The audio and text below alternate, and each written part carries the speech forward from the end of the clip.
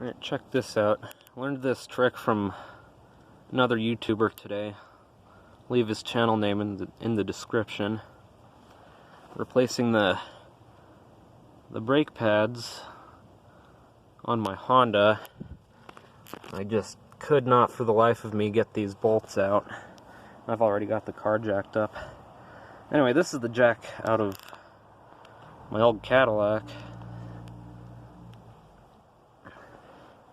I'll show you what I'm doing here. This is a genius idea. I'll leave the guy that I got it from in the description.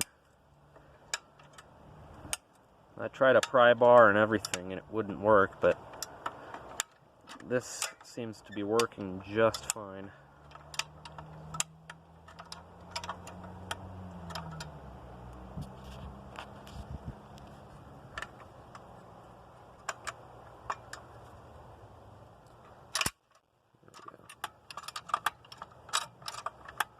Let's see if I can get the jack to go down.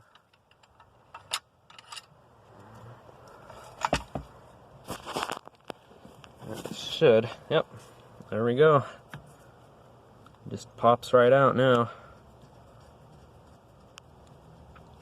Finally get the brake caliper off.